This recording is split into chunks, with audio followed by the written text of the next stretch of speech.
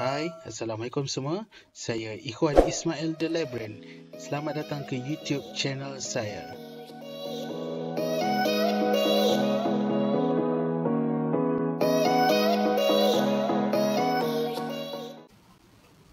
Okey, rakan-rakan semua, kita bersambung kepada part 2 daripada part 1 yang saya ceritakan pada video sebelum ini, yang part 1 berkenaan dengan predatory journals. Okey, kita akan sambung di bahagian part 2 ni, yang gunakan slide saya ni adalah, pertama sekali kita lihat pada slide yang mungkin kita akan sambung daripada yang lepas. Saya dah ceritakan berkenaan dengan apa itu predatory journals, apa yang kita lihat dari segi kriteria predatory journal tu dan sebagainya. Jadi pada part 2 ni saya nak ceritakan sedikit berkenaan bahayanya kalau kita publish di predatory journals ni. Apa yang kesan yang kita boleh dapat, apa yang kita akan dapat kalau kita publish dekat predatory journals. Yang pertama sekali adalah of course, kebanyakannya predatory journal, macam saya cakap dalam part 1 video, adalah dia kurang peer review. Dia tak ada, kadang-kadang pun tak ada pun peer review. Tengok-tengok kita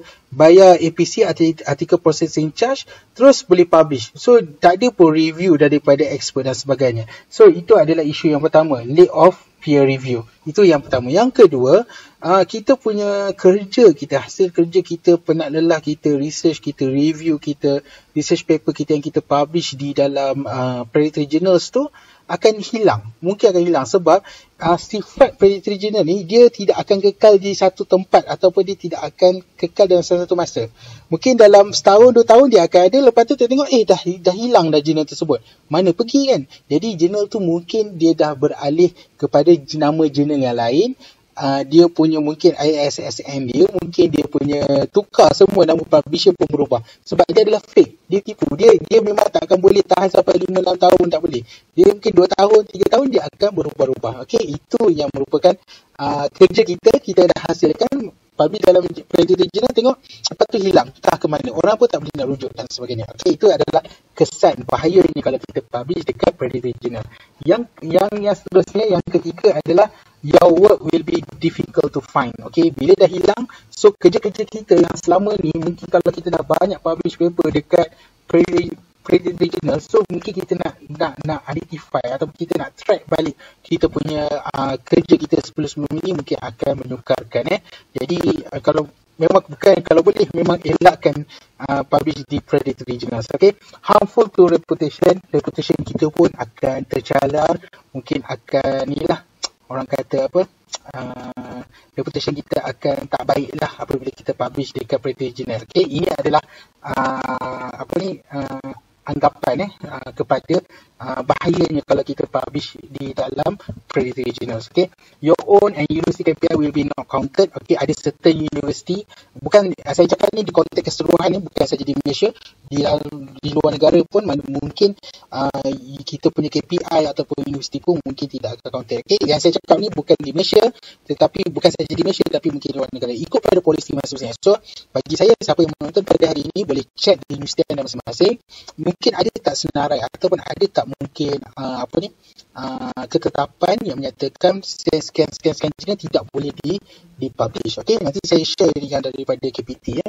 Okey, your work will be not recognized. Okey, ini sudah pasti. Kalau dalam predatory journals, dia tidak akan di-recognize pun. Mungkin tidak akan kalau ada macam insentif yang diberikan, tapi kalau dah di-publish dalam predatory journals, so tidak dikira. Okey, alright, difficult to turn back. Ini difficult to turn back. Kalau dah publish dekat predatory journal, nak patah balik tu memang susah sebab dia dah publish dah dekat predatory journal, so kita tak boleh nak elak. Tapi saya ada baca baru ni dalam komen ke posting dalam Facebook, ada orang tu dia push cuba dan akhirnya publisher predatory journal tu dia remove daripada journal tersebut. Ada juga berlaku macam tu, tapi difficult, susah. Alright, so lepas tu yang kedua, yang seterusnya, your personal data will be not protected. Kadang-kadang predatory ni tak ada pun sign everything. So kita punya personal data tu semua dah bagi dekat dia. Ada benda yang kita dah bagi dekat dia. So it's not protected lah. Dia macam longgar lah. Okay, dan akhir sekali, no copyright. Okay, kebanyakannya predatory journal ni dia tak ada copyright. Itu yang mungkin jadi isu lah kepada jurnal, sebab jurnal tu fake. Okay, dia pun orang kata cuba bertahan ataupun cuba berada dalam dunia orang kata akademik ni, kononnya dalam setahun 2 tahun je, lepas tu dia hilang, dia buat jurnal yang baru. So tak ada copyright, dia tak concern pasal copyright. Okay, that is isu lah yang bahaya ni kalau kita publish dalam predatory journal. Okay, ini yang saya boleh kongsikan dengan anda lah kan, berkaitan dengan apa, macam ni kita nak mengenali ataupun mengetahui potential probability predatory journals ataupun blacklisted journal. Okay, buat masa saat ini pada 10 hari bulan 2 ini, yang saya ketahui bahawa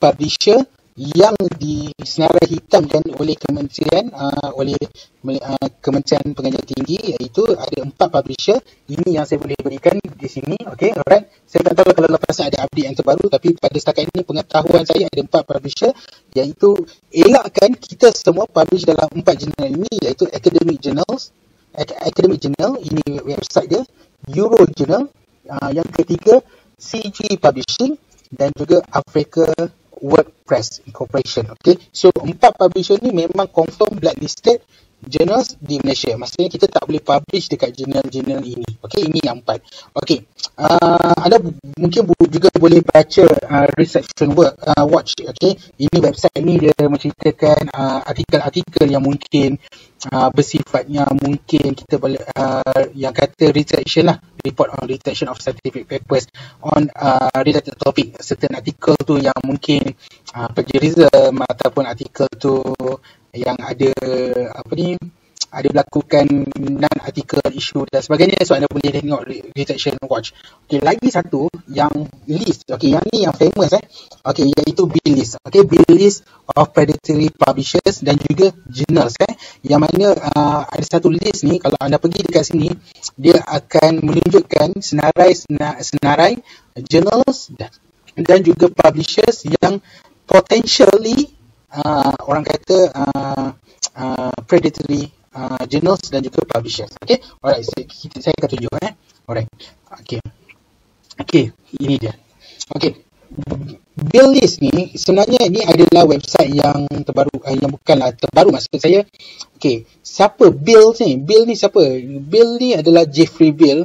Beliau merupakan American librarian. Okay, beliau merupakan seorang, okay, kalau tengok kat Wikipedia okay, macam yang inilah Jeffrey Bill ni. Kalau anda lihat this guy, okay, setakat ni saya tahu dia adalah Associate Professor Jeffrey Bill di salah sebuah universiti Amerika. Beliau merupakan seorang ini Wikipedia, bukan saya selesai, ini nak ceritalah kisah dia sikit. Okay, Jeffrey Bill ni dia American librarian dan juga library scientist lah. Dia seorang librarian dan juga seorang tenaga pengajar jugalah, seorang apa orang kata Associate Professor di universiti di Amerika. Beliau ni merupakan salah seorang yang pengkaji lah, seorang yang melihat kepada pasal open access publishing ni. Okay, yang melihat dari segi movement dia, dari segi orang kata perkembangan dia dan sebagainya. Beliau melihat kepada perkembangan open access publishing ni semakin berkembang, semakin banyak, tetapi dalam perkembangan ataupun pergerakan ataupun movement open access publishing ni agak runcing, sebab banyaknya timbul orang kata jurnal-jurnal ataupun publisher yang dipanggil predatory ataupun fake ni.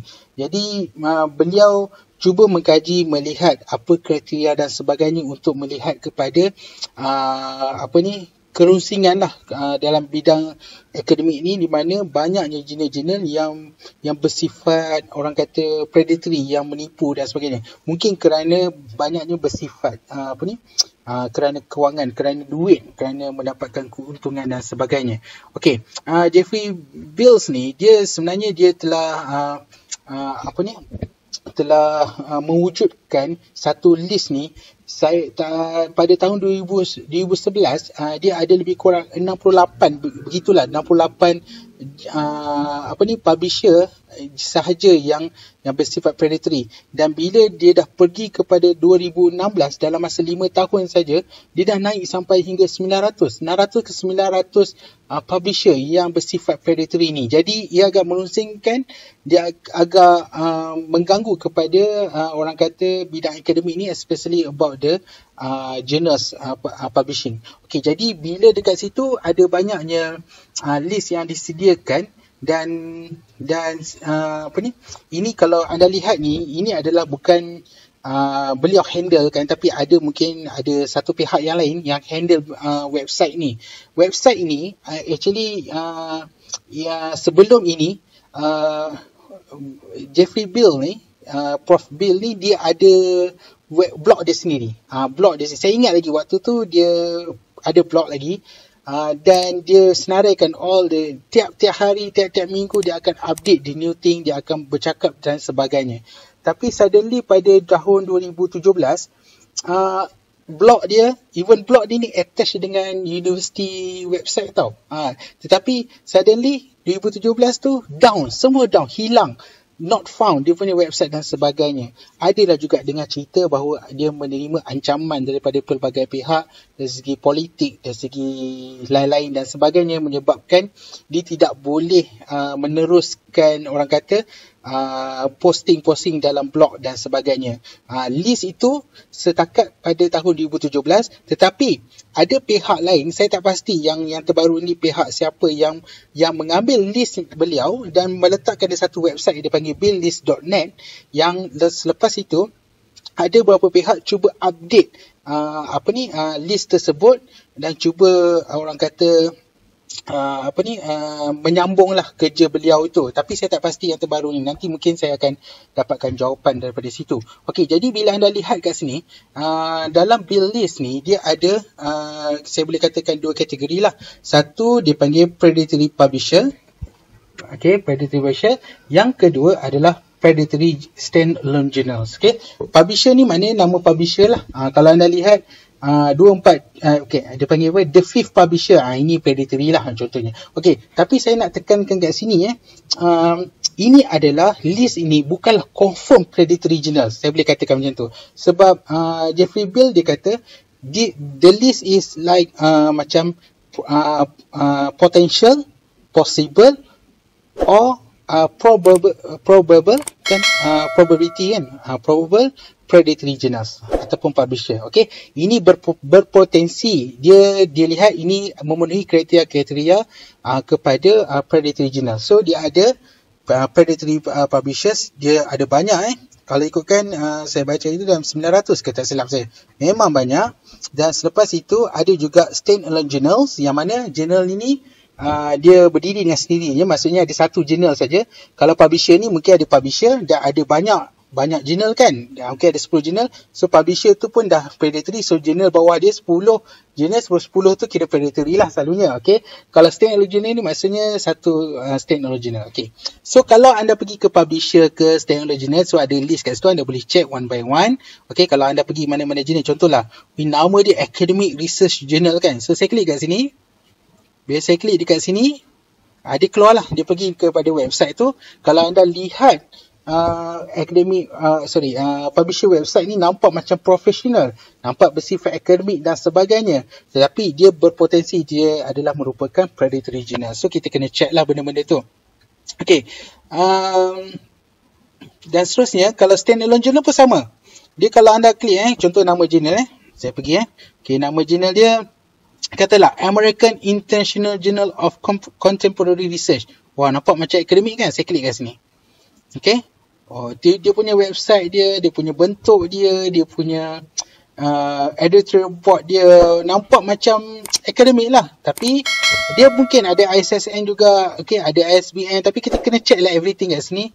Kita pun kena check jugalah dia punya author siapa semua ni.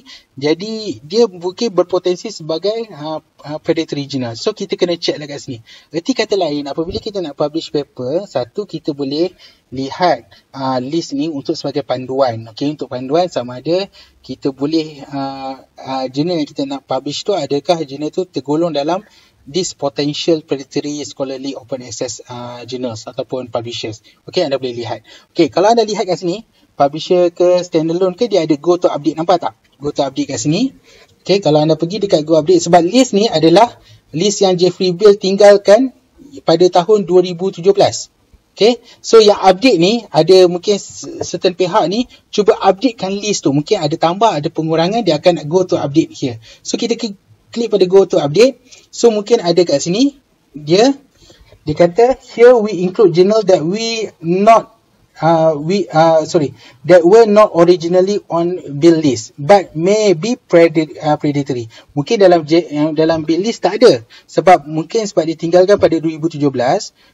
Mungkin waktu dia step down tu pada 2017. So lepas tu ada pihak lain cuba mungkin mengkaji juga dan dia update dekat sini, maybe dia predatory, dia tambahkan list baru tu. Nampak tak kat situ?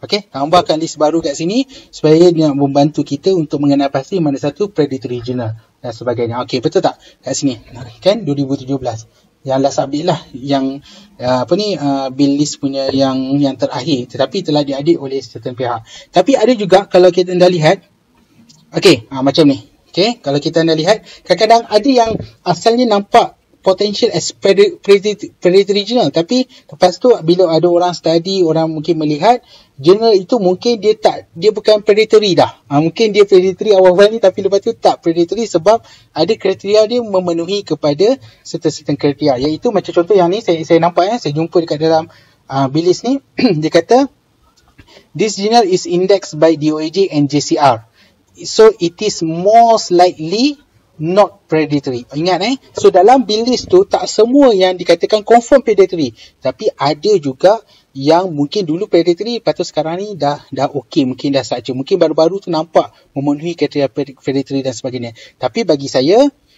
rujuk pada bill list ni untuk melihat jurnal itu adakah dia bersifat predatory ataupun tidak, dan kita evaluate mengikut pada kriteria dan ikut pada polisi universiti masing-masing dan juga mungkin kementerian dan sebagainya. Okay, alright. Okay, dekat sini juga dalam website ni ada disediakan kriteria. Okay, saya hari tu cari macam ni. Okay, kejap cuba you type kriteria bill list. Okay, saya type Google kriteria bill list, ada kat sini. Okay, kriteria bill list kat sini, kriteria bill list, saya klik kat sini. Okay, klik dekat first link tu. Okay, so pada tahun 2015 Jeffrey Bill ni dia ada macam satu keluarkan kriteria for determining predatory open access publishers. Okay, saya tak boleh terang lah one by one kat sini, ambil masa yang begitu panjang. So kita boleh tengok lah yang kita lihat kat sini. The first thing, kriteria dari segi editor and staff, tu yang pertama.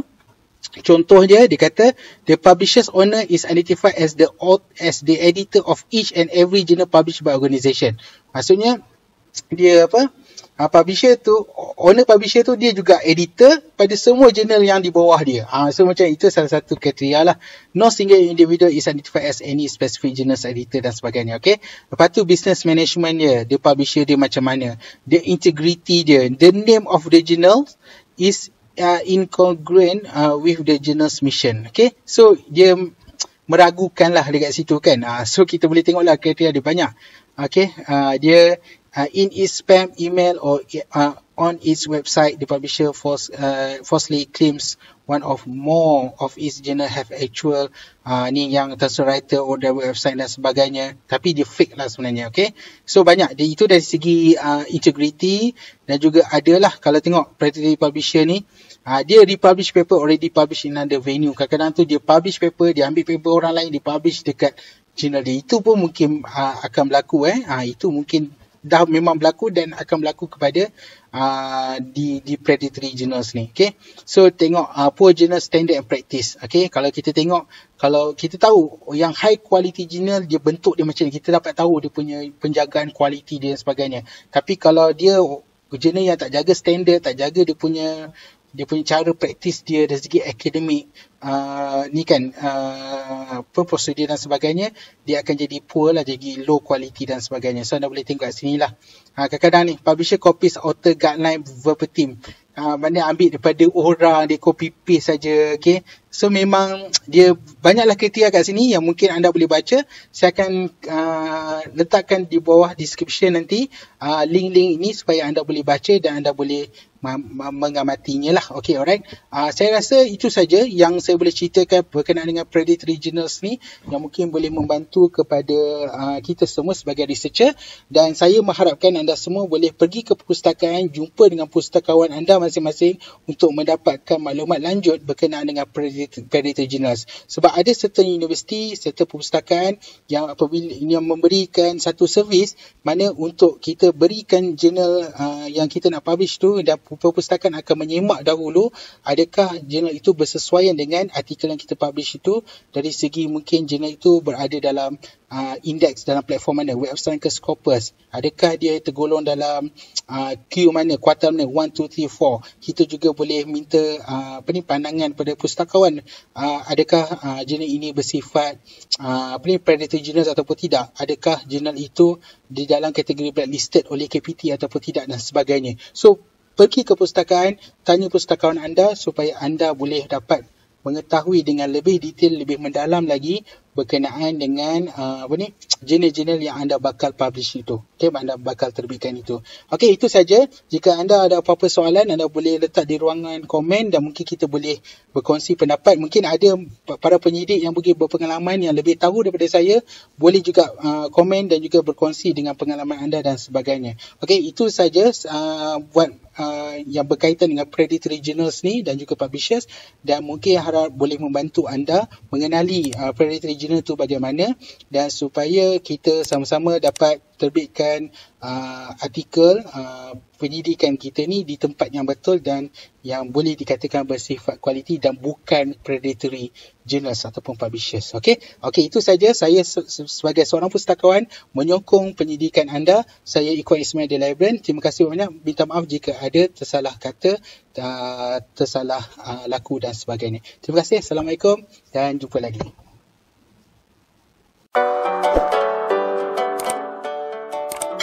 Okey, itu saja buat kali ini. Nantikan video seterusnya. Saya ucapkan terima kasih kepada anda semua yang menonton. Pastikan anda subscribe, like dan share. Jumpa lagi. Assalamualaikum.